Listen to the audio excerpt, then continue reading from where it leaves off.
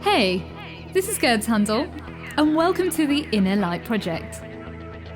This show is for anyone who's wanting to lead a happier, healthier, and enlightened life.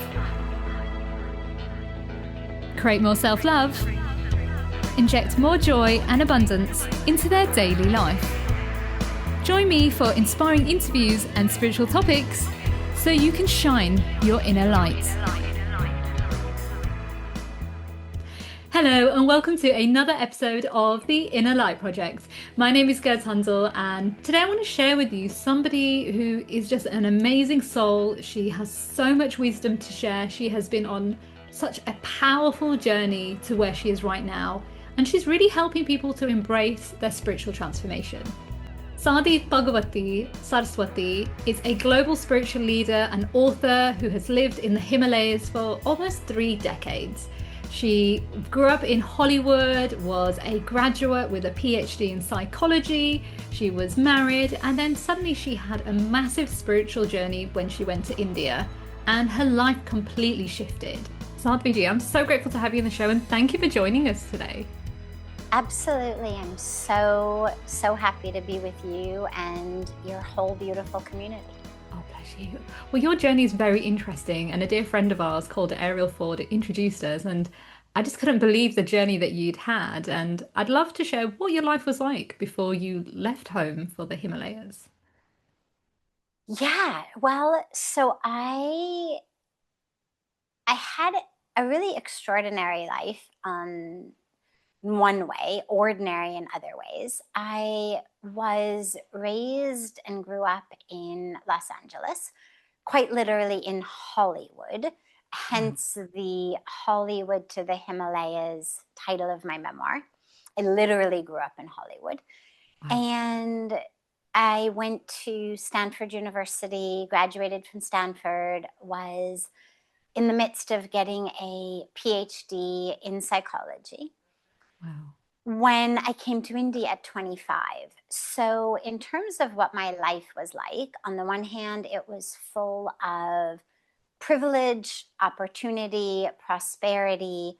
You would have looked at me from the outside and said, this girl has it all of what we are told we need to be happy. You know, we're given this life happiness equation, and it's have this education, get this degree, make this amount of money, have a house that looks like this, in this area of town, wear these clothes, go to these resorts, etc. And we're told that that then equals happiness on the other side of the equation. And I had all of that, and yet I wasn't deeply happy. And I wasn't deeply happy for 2 big reasons. One being the more general, generic reason, which we all go through, which is, guess what? Money doesn't actually buy happiness. Yeah. And guess what? Fulfillment and joy and peace actually are not something that come with a title or a degree or, a bank account of a certain size. So on the one hand, there was just that general sense of, hey, wait, I've done all the things that I was supposed to do, and I'm still not happy. What is the meaning of this? But then on the other hand, I also had experienced really severe challenges, trauma that I was still struggling and suffering from, severe abuse, abandonment. I had been severely bulimic in my adolescence and early 20s, struggled with depression, struggled with anxiety, struggled with a whole host of issues stemming from the abuse, the abandonment, and just general karmic package here on planet Earth.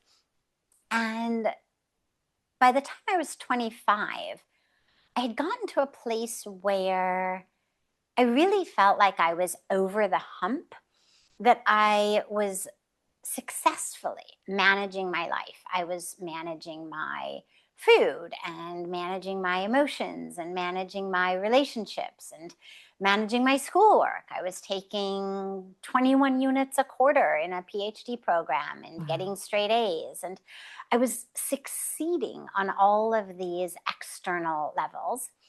And as far as what I had been taught, both explicitly as well as implicitly, what I'd seen is that managing your life is the highest goal. Mm. Nobody had ever said to me, you can be free. I I knew people who were not managing their life well, and I knew people who were managing their life well. And it seemed like the goal was to get to managing your life well. The idea that you could actually go beyond that, that you could be free of the pain, of the suffering, of the struggles, of it never, ever occurred to me. So I come to India at 25. I mean, you haven't asked me about that yet. So I'll stay with what my life was like before we came. And then we will shift into coming to India. Oh, I can see why Ariel introduced us now because it makes so much sense. Because it's funny, when I was turning 25, my life changed as well at that age. Again, I had the perfect degrees, I looked perfect on paper, I used to be a journalist, I walked away from a career in journalism at 25. I was a hot mess inside as well. Outside, everyone thought she's got it all, but inside, I just was so sad, unhappy, kind of like yourself. I did have an eating disorder growing up. I had depression, anxiety, you name it, growing up. And it was like, I don't know what happened. I don't know for you where the light bulb moment happened, but for me, it was I was sat in the hospital. I had waiting for my test results. I had a cancer scare and I was misdiagnosed. And I remember sitting there feeling sorry for myself, as you do at that age, thinking, what have I done to deserve this? And I hear a voice, you created this. And I thought, what are they on about? Who's talking to me? And I looked around the room, there was nobody there. And I thought, great, I'm going crazy now. And then I was misdiagnosed and I ran out of the hospital and I heard it's time to heal. And that was like the trajectory of my life just changed overnight. I just went in, did the inner work, started working myself, like you said, looking for peace, looking for happiness, but not knowing what that was at the time. So, what led you to India at 25? Yeah, so I get on an airplane to India with a backpack on what I thought was just another adventure. I loved traveling. I was an avid traveler and had been in 2 straight continuous years of the PhD program, not taking a break, and really just felt like, it's time to travel. I didn't know anything about India, except I was a very strict vegetarian. And in my travels throughout other parts of the world, I learned that the only sure way to get pure vegetarian food wherever I was to find an Indian restaurant. That it was the only place where nobody was going to slip eggs into something or fish into something or boil my rice in chicken broth or any one of 100 other crazy things that people do Yeah. that put meat in what looks like vegetarian food. Yeah. So I agreed to come. My husband wanted to come to India. I was briefly married, and he was on a spiritual quest. I was not. I wish I had been on one. I just never knew that it had something to offer me. Hmm. I was an academic. I was a scientist. Wow. He had taken me to my husband had taken me to a variety of events and things in the San Francisco Bay Area with different gurus or this or that. And honestly, the only thing that really enticed me were samosas and chai. And so he and I had just kind of decided that I was kind of disqualified from being spiritual and that he was the spiritual one in the relationship. And that was okay. I mean, as I said, I didn't really know anyone who was spiritual. I mean, he was in his intention and practices, but there was nothing about the way he lived that made me feel like, oh, this is something I need to do. So yeah, it was just like, okay, he's like this and I'm like that, the way that you have in any relationship, and Yeah. different interests and different, hobbies and whatnot. And so he did the spiritual thing and I did other things. And but he really wanted to go to India. And so Hmm. I said yes, only A, to make him happy, but B, because I thought, well, at least I can eat happily. At least I don't have to worry about, grilling waiters in languages that I don't speak about the broth of a vegetable soup. Hmm. And we come to India, and I had this extraordinary spiritual awakening experience, totally unexpected, unanticipated, not even something that I had a framework in which to put it. Standing on the banks of the sacred Ganga River, the Ganges River, right here in Rishikesh. And I had gone down to the river just because I was hot and tired. We had just arrived in Rishikesh. And I said, I'm going to go put my feet in the river. Oh my God. I didn't even know the river was holy. I didn't know the river was worshipped as the mother goddess. I just knew a river, and I'm hot and tired, and hey, there's a river. I'm going to go sit by it. And I got down to the river and I stood there, and just spontaneously, suddenly, it was like this veil was ripped off my eyes. And with every way of seeing and every way of knowing that I had, from my very physical eyes to every sense organ to every aspect of me, I knew I was in the presence of the divine. And it pervaded everything I looked at. It didn't matter what I looked at, it was all divine. And I then turned the vision inward. And for the first time in 25 years, it, for the first time, occurred to me. I mean, I had never even dreamed something like this. For the first time, it occurred to me, oh my God, you are not damaged. You are not wrong. There is nothing dark or dirty or wrong about you.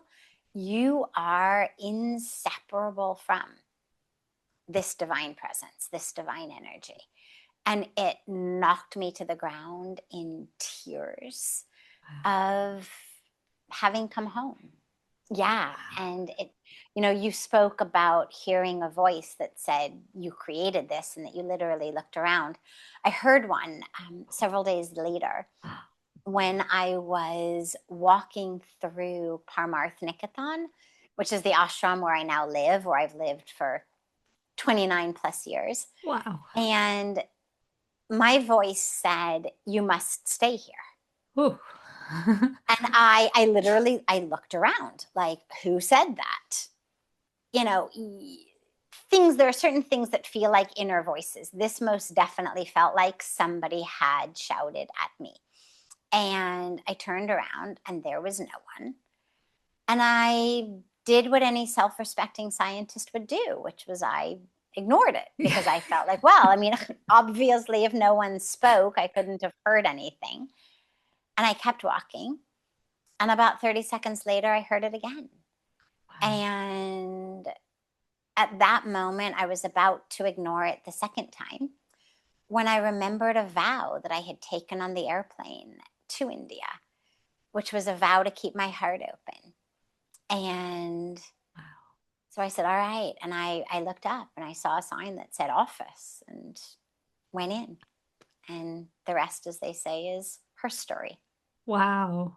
That Yeah. is amazing. Wow. Wow. What a journey. Just not even thinking about going to India. It was just, oh, I'm just going to make my husband happy to then to know what this was my Yeah. And divine get some good calling. food.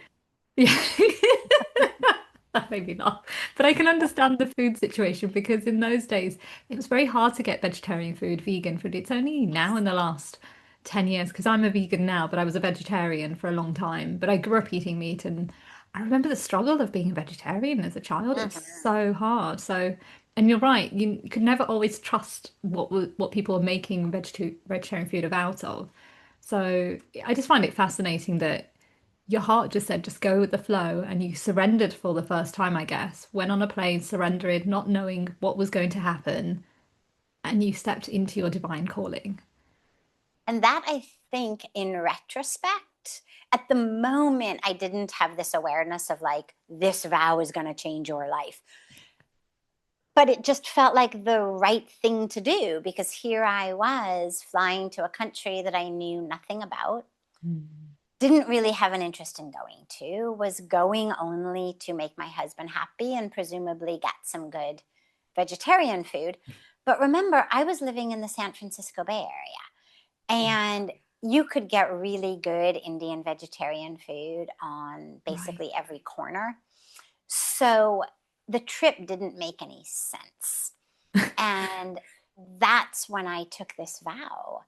And Wow. so in retrospect, I look at it and I realize, oh, that was me saying to the universe, I'm open, I'm willing, I'm sincere, show me, Mm. and I will follow. Would you say that back then you didn't realize how spiritual you were? Everything had to be very scientific based. There had to be a logical Absolutely. reason for everything. Absolutely. Of course, I was spiritual, but I didn't realize it. A, because I was such a scientist and I was so in my head, but also B, because I had this very narrow vision of what spirituality was based on the basically not knowing anyone who was spiritual, but my husband being on the spiritual path and a couple of instances of exposure to what was being brought in as spirituality. And it didn't touch me. It didn't interest me. You know, he would sit at a makeshift shrine in our house and he would pray and he would chant and Mm. it didn't interest me. It didn't compel me. It didn't pull me. It didn't touch me. And so, as I said, we just decided, okay, I'm not spiritual. He's the spiritual one. I'm not. And it wasn't until I had this experience that I realized, and of course, at that time, I was rendered nonverbal. So, again, it was only in retrospect, looking Wow. back, that I realized, oh, I was so spiritual. But I was spiritual in a way where, for me, my spiritual practice was lying in the dirt beneath the redwood trees, watching the sun reflect and refract through the interlaced branches at the top of the redwood trees, Wow. that canopy. And I would lose myself. I mean, I never would have used the word meditation. Mm. But now in retrospect I can say, oh yeah, that was that was a spiritual experience, that was meditation. But to me it was just my inner balm for when Mm. I felt stressed, when I felt depressed, when I happened to have a free afternoon or weekend day. Like, that was my temple. And again, I never would have used those words. I just felt like, I want to be in the redwoods. I want to be in the dirt. I want to be in the trees. I want to be in the forest. So once I had the experience, I could look back and say, oh, here's all these things that show me how spiritual I was. But at that time, I definitely didn't identify as it. And as I said, I thought I was really kind of disqualified from it. Yeah. But I think that's the thing none of us realize we're all spiritual beings, but when we're in that kind of mindset, like you said, the very scientific mindset, we don't realize there is something beyond what we know. Yes, yes. I was going to ask, so you walk through the office door, what happens next? Like what do your family say? What happens on that journey? Yes. So much happened. The short piece of it is I knew I was meant to stay. I knew this was the right place. I had, over the next several days, continual mystical types of experiences, like hearing the voice, like having my feet literally glued to the floor of the ashram and being Wow. unable to walk out. So many things like that that just made me know, oh, I'm meant to be here. Wow. And just my heart knew. I mean, I was home. I was home in the most powerful way. I was home in my own body. I was home in my own heart. And I was home in a place that was the soil in which that had blossomed. My parents, well, my mom freaked out, as you can imagine. It's funny because I used to think, oh, I should have just been born in India. It would have been so much easier. But in retrospect, I realized, no, it was perfect, because if I were a 25-year-old good Indian girl and my mother did not want me moving to an ashram, I would not have moved to an ashram. I would have done exactly what my mother wanted.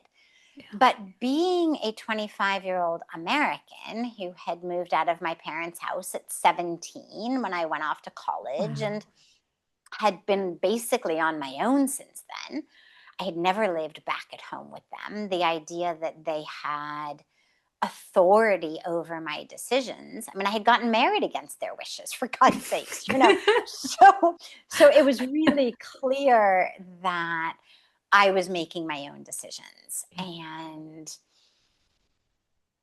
they didn't want me to go. And I remember very clearly saying, look, I would love your blessings to go, but I will go without your blessings. So don't think that by withholding your blessings, you're somehow going to keep me from going. But here's what's really beautiful is, in the 29 years that have passed since then, my dad from the beginning was really good. I have to just mention that.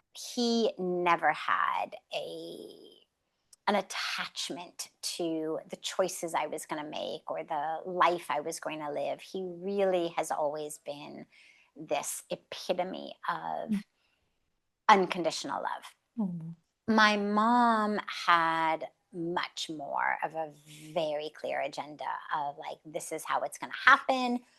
And in fact, at one very, very funny point before I took official vows of monastic celibacy, she calls me up one day and she says, okay, I had a dream last night. I said, yeah. She says, in my dream, you married one of those cute monks from the Hare Krishna temple in Venice Beach, and you had really cute little Hare Krishna babies, and you lived down the block here in LA. And she said, so I want you to know it's not the religion thing. She said, why couldn't you just, marry the guy from the Hare Krishna temple and have little Hare Krishna babies? And she said, you could still be Hindu. That's okay. But, so she had a very clear agenda around me living nearby, me popping out a whole bunch of babies. If they happened to be Hare Krishnas, so be it. But what mattered was that they were little babies and that they were near to her. Yeah.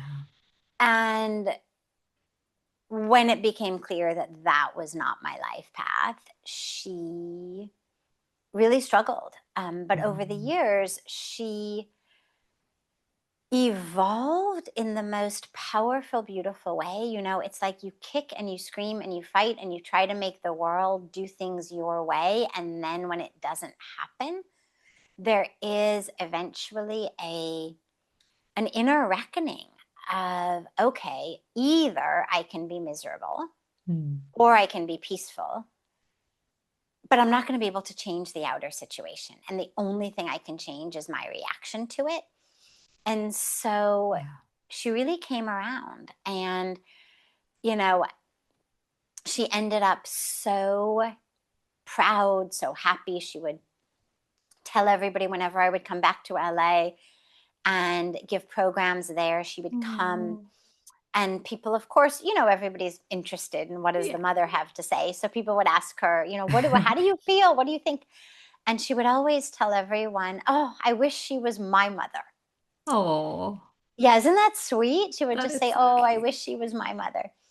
Oh, And, 4.5 years ago, she suffered a very severe brain hemorrhage.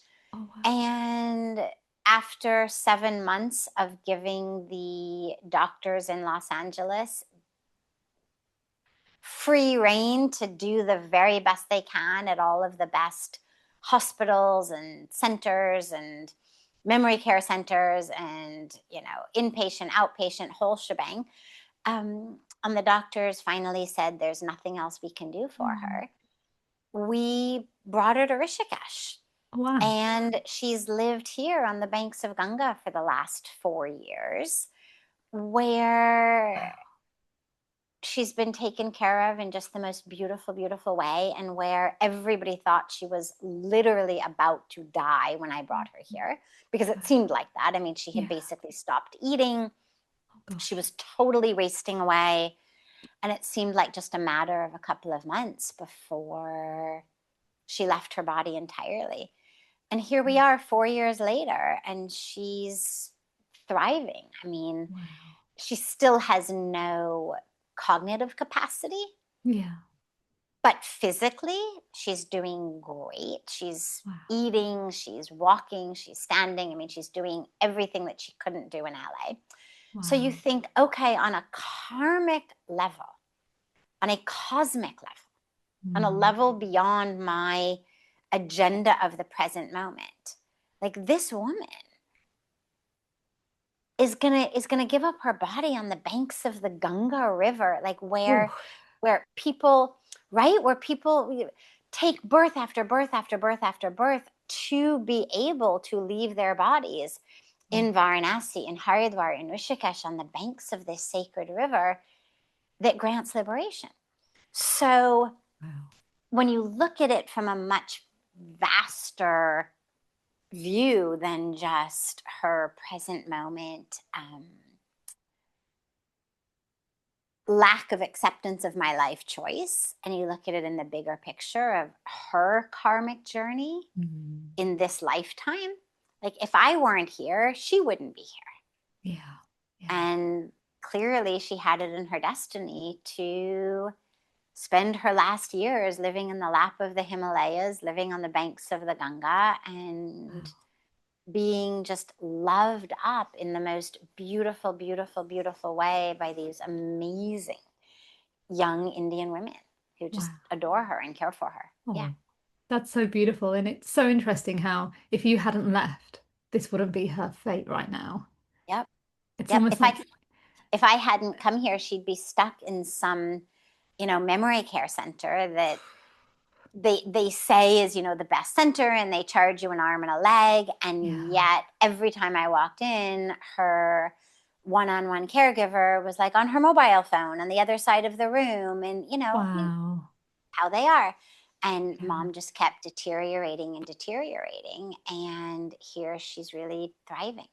Wow. I believe everything is energy and how you treat people, the environment shapes how somebody is. And that just shows her being in the right and right environment has helped her to evolve, which I think is so beautiful. And I just want to go back to something that you said, which I found was quite funny about saying that if you were a good Indian girl. Because I'm Indian, but I'm born in the Yes. UK. And I'll honestly say it doesn't matter if you're born in India, if you're born in America, we all have this good girl energy without Yes. realizing it. And I was kind of the same until I got to about 25. I just erupted. I was like, I'm done playing this role of being the people pleaser, the sacrificer, because that's all I knew. Yes. So I was almost raised to have a voice, but don't have a voice. It was Mm. very strange. And so I just, yeah, the anger erupted at 25. I went on a deep healing. My parents thought I was going crazy. Why is she going on this spiritual path? What's wrong with her? She's got this whole career ahead of her. And they really couldn't understand what was happening to me for a few years. But now it's so fascinating, like your mum. My mum really understands now the beauty of me letting go because I've done 13 years of inner work and understanding why women have trauma, what's the reason behind it, and as well, being around her recently, I've helped her to shift as well. She's become this new energy as well, and she's more happier and healthier. And It's so interesting when our parents are so scared to let us go because Yes, they're scared of what's out there, but not realizing that could be the most beautiful thing that their child could have. yes, yes, exactly. Beautiful. Yeah, Absolutely. yeah. So I wanted to ask you, why do you think so many people are afraid to come back home to themselves? I think we are afraid to look at the pain inside of us. I Mm. really think that's just it.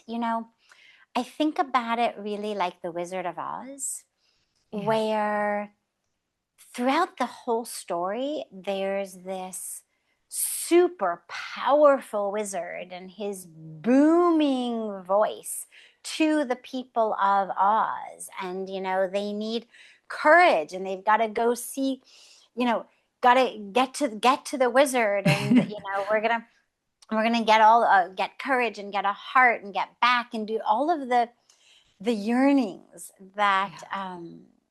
they all had. And yet there's this awe, fear to some extent of this wizard that is this, booming presence. And when they get there, and of course, Dorothy's dog Toto pulls back the curtain, we Mm. see that the wizard is this tiny little man with a projector. Yeah. That he's not this towering, booming figure, but he's a little guy with a projector. And what I have experienced is that darkness inside of us is like that. When we don't look at it, it Mm. seems huge. It seems daunting. It seems like if anybody knew that about me, they would hate me. If I faced that, I would dissolve, I would implode, I would explode, I would cease to exist, I would fall apart. And yet, when we pull back that curtain, Yeah. what we see is, oh my God, you're not so scary. You're not so big or dark. Like, you're just this pain that I got when at this time in my childhood, this thing happened, or at this time in my development, that happened, or because my mother said this to me, or my father said that to me, or my fifth grade teacher going through a divorce said that to me, or I I saw a commercial at a particularly tender time of my life that made me feel insecure about this or that. And we internalize all of it. Mm. And we feel like we are full of wrongness. And so we turn our vision away from it. And when it gets too much, we turn to alcohol or drugs or food or busyness or distraction or pornography or whatever our thing might be Yeah. to keep us from having to sit with, oh my God, ourselves. Yeah. And then the minute we actually start looking in, it's like, there's nothing like that here. Only the curtain was dark. Because not behind the curtain was dark. The curtain itself was dark. The minute the curtain is pulled back, you realize there's nothing but light. Yeah. And, an injured child. But Yeah. certainly nothing to be afraid of, nothing that is going to cause you to fall apart. But I think that that's why. I think that a lot of us have been scared of ourselves. And we've been really numbed to not look at ourselves, to not feel the pain. And so we get busier and busier and more addicted and more distracted, more and more convinced that, oh my God, I can't sit still because I can't look at myself. Mm. And I almost feel, and I don't know if you think this as well, but during COVID, people couldn't run away from themselves. So they had no choice. They had to face themselves. That's why a lot of people struggled with Yeah. sitting still and being in their homes and being with their family because they had to see who they truly were. There was nowhere to hide.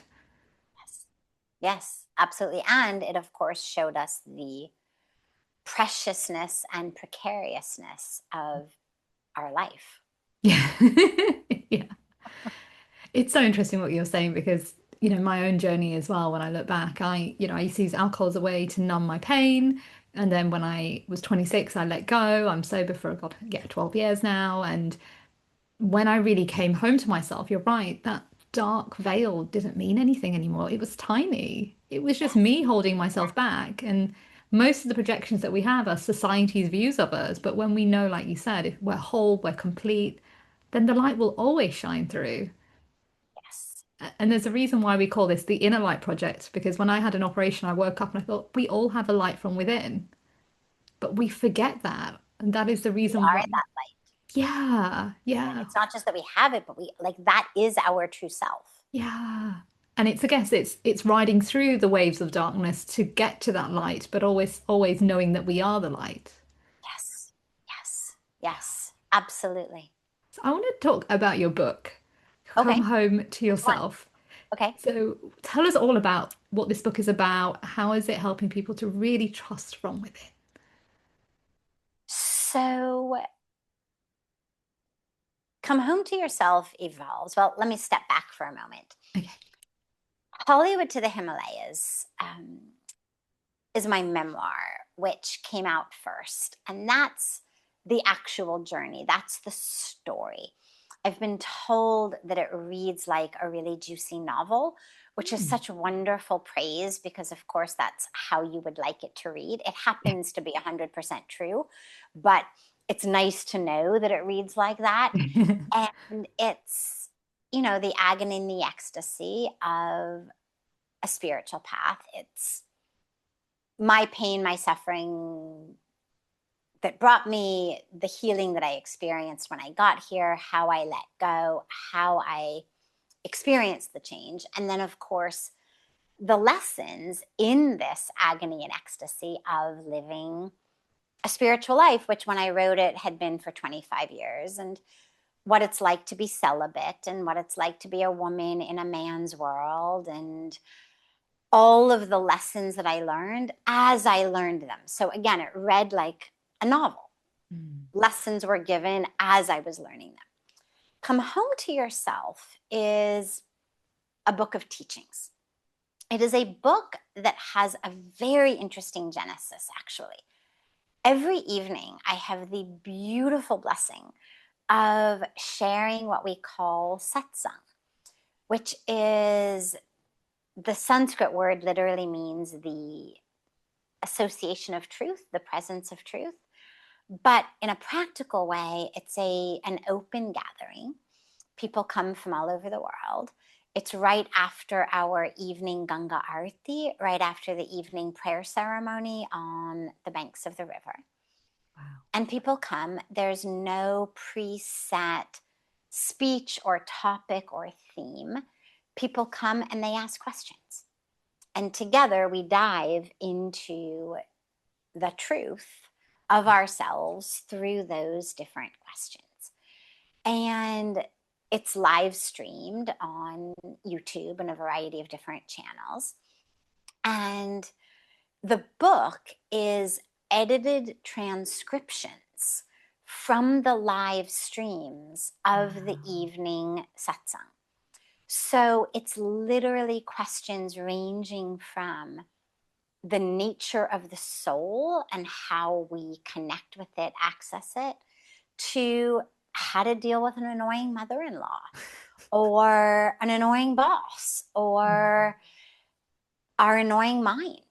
Like, how do Mm. we overcome patterns in the mind? How do we work with our thoughts? Do I have to get married? Just Mm. the entire spectrum of being spirit in a human body, having a human experience in our individual and unique karmic journey as one with the divine.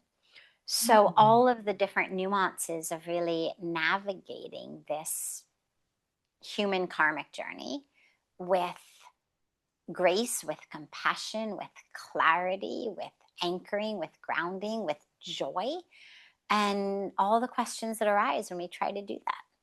That's beautiful that it's from different conversations put together. I think that's amazing. And Yeah, and it's people, I mean, and they're questions asked by people ranging in age from 5 to Oh, 80, wow.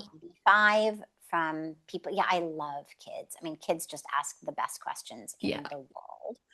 But, and you would never know it. Like, you would never know that's a question a kid asked because their Oh, questions are wow. always so deep. Um, Hmm. yeah, it's really beautiful. I mean, kids get up there. Adults frequently will say things like, my mother-in-law or my boss or my annoying neighbor. And the kid says things like, how do I talk to God? Oh, Oh, right? I mean, it's so so cute. beautiful. So beautiful. Or how do I see God? Oh, And yeah, so it's every age, it's also every culture. So you have wow. very deep questions by people who are already really deeply immersed in a spiritual practice. Yeah. And then you have people who are just beginning a spiritual practice, like, how do I meditate? Why meditate? And um, what's the right way to meditate? And, how long to meditate for? And the whole spectrum, from really simple step by step instructions around meditation to deep philosophical aspects around different states of consciousness, for example, or the soul, or life after death, and relationships, how to have powerful conscious relationships, and what to do when, for example, you're on a spiritual path and your partner isn't. Yeah. So it's a very, very wide spectrum of topics that we cover. That is beautiful. And we will put the book in the show notes. So where can actually the listeners find your book? I'll put it in the show notes anyway. Anywhere. It's on Amazon. There's also an audio version that I recorded myself. Perfect. Um, and the hard copy versions are available, yeah, on Amazon in the US and England and Europe, throughout much of the world, and India, of course. Beautiful. And I've just got a few more questions left for you. Okay. What are your five top tips for someone who wants to heal their life, but they don't really know where to start?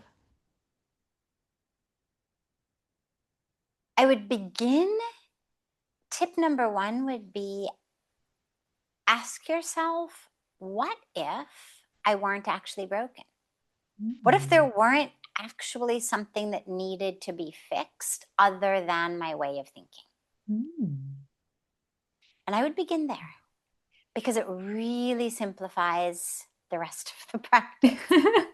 Because for so many of us, the only problem is the way we're looking at our lives. Mm. And what if all of those things that I think I'm going to get when I think I'm going to achieve all of these goals that I think I have, the happiness, the freedom, the joy, the belonging, the value, what if I actually were those things already? Mm. And what if I didn't need to get it fulfilled outside, but I actually just needed to drop within? So Wow. I would begin there. I would, of course, look at, why am I not healing? What am I gaining from being disturbed, broken, sick? Like, what excuse is it giving me? Because a lot of Mm. us are really addicted to our excuses. I mean, and our stories. I know I had this great story. Here's why I don't trust. Here's why I'm bulimic. Here's Mm. why this. Like, hey, here's how the universe let me down. Here's how I was harmed. Mm. But we're not here on earth to have good excuses. That's true. At the end of the day, on your deathbed, nobody's going to say, thank God I had a good excuse. At the end of the day, on our deathbed, you want to know that you have lived your life to the fullest. Yeah. You don't want to just have had a good excuse. Mm. And so I would really look at, where is my story and my excuse keeping me satisfied, when actually I should be prepared to let it go, so that I can actually step into the fullness of my life. Wow. Yeah. And then Then I would say, ask yourself, what grudges and anger am I holding? Because so frequently it keeps us stuck. And that which we haven't healed from is anger toward others, toward self, and a real powerful practice and process of forgiving and letting go. And then lastly, I'd say surrender. Surrender with the assumption that you are exactly as you are meant to be in this moment. That no, God did not fall asleep on the job. You are not half-baked. You are not the one mistake in the universe. That you are exactly the way you're meant to be. Exactly perfect. Exactly whole. And now what? Ooh, that is beautiful. Thank you so much. And another question I have for you is, what are you most grateful for? I'm grateful for everything. My gratitude practice is an experience in ecstasy. Literally, literally. I can find myself able to be grateful about pretty much everything because so much of it is obvious, grateful for the body, grateful for health, grateful for access to clean water, to food, to freedom, to love how you want, to worship how you want, to live how you want. All of this puts us in the 0.1% of fortunate in the universe, in the world. But then I'm so grateful to the presence of the divine in my life. I'm so grateful to be here, to experience it, to know it. It's never ending. But even things that are challenges, the moment you take it deeper, I'm so grateful to be able to see through what seems to be this awful situation into that light of me that at the moment is shining upon something that looks like a huge insurmountable challenge. Yeah. But I'm the light. I'm not the challenge. And what we are aware of now is a moment of challenge. And what we're going to be aware of in an hour or a week or a month is a different moment. But I'm the light of awareness. I'm the subject, not the object. Wow. That's so interesting. I've never really seen it that way. Yeah. Yeah, everything is. It is like that, right? You say, Yeah. I'm angry. Well, who's the one? Who's the one who's angry, right? It's you. It's not you. You're Oh. the one aware that there is anger happening. If you say, I'm angry, then you are identifying as the object because somebody's aware that there's anger. There's somebody noticing anger and commenting on anger. Yeah. I am the one who's aware, which means I'm the subject. Anger is the object. I am aware of the anger. I'm the awareness. I see what you're saying. So you're saying you're detached from that situation. You have a choice whether to be connected to it or not.